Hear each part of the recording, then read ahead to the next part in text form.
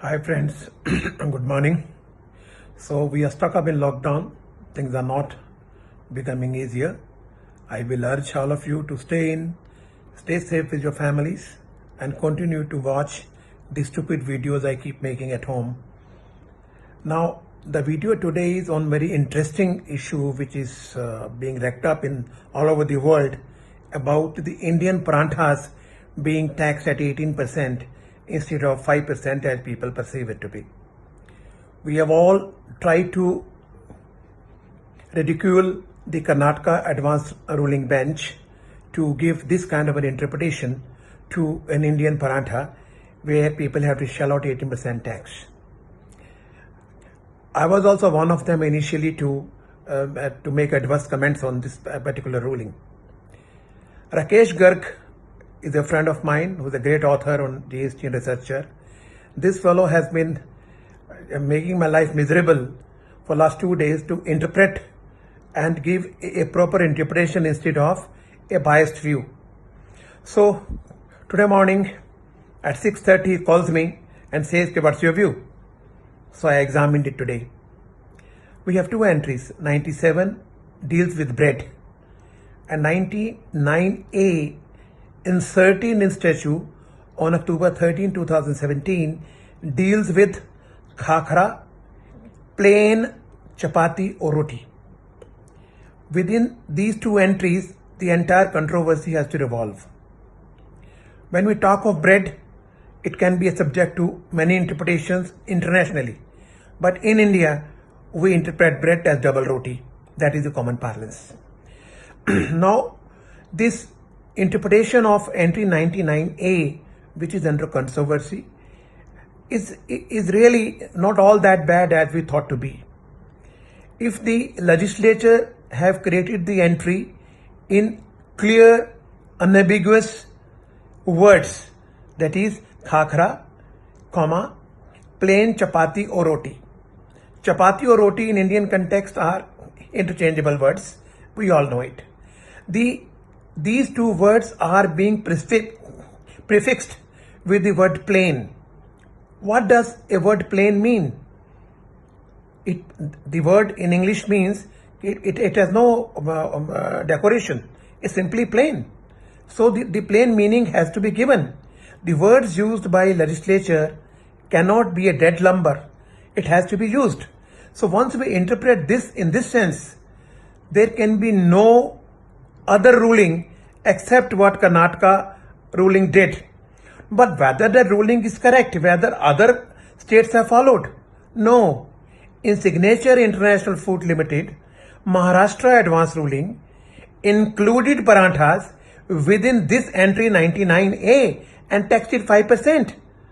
At that time, the government was quiet. They knew there's a ruling. I'm not aware whether the government has reversed that ruling. Now the question is, Supreme Court is clear. You remember that case of betel leaves? Betel leaves in that Ram Bodhaiya case, Supreme Court, 5 judges, they said whether betel leaves can be kitchen vegetables. Supreme Court said no. The kitchen vegetables are which we grow in our farms and our kitchen gardens. Anything else cannot be called a vegetable. Therefore, they held betel leaves cannot be taken as vegetables. So is the case, my dear friends, here with Karnataka ruling. Now, we can apply any test. We can say common parlance, marketability, functional test, any test we adopt. We have to adopt a common parlance test because roti or chapati is not a technical word in Indian context where a technical interpretation needs to be given. I do not understand. We all know difference between roti and parantha. Roti is what we eat with dal and sabjis normally. We can also eat paranthas with dal and sabji. But paranthas is normally we have, in Indians we have for breakfast. I remember when I go to Chandigarh and stay at those dhabas, they always come, sir, which kind of parantha you want? You want a muli parantha, you want a gobi parantha, you want an aloo parantha, you want a cheese parantha, you want a chicken parantha, you want a mutton parantha. So various kind of paranthas are there which are stuffed. Once something is stuffed,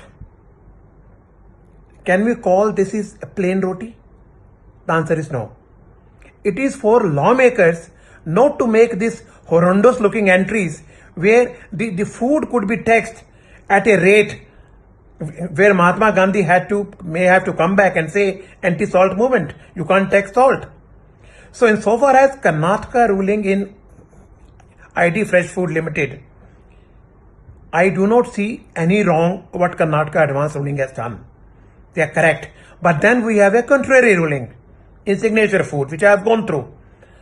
Many questions are raised before the authority, and one of the questions was this, whether this roti wraps, paranthas are also covered. They said yes, they are covered by Entry 99A and therefore taxable 5%. Now, the question is, the media, the newspapers, all of us professionals, we cut jokes on this ruling, including Sushil Verma. I also felt very bad when this ruling came. But when now I sat down and examined, if I were the Karnataka Advance ruling bench, I would not have given a different ruling. So there is no fault finding with them.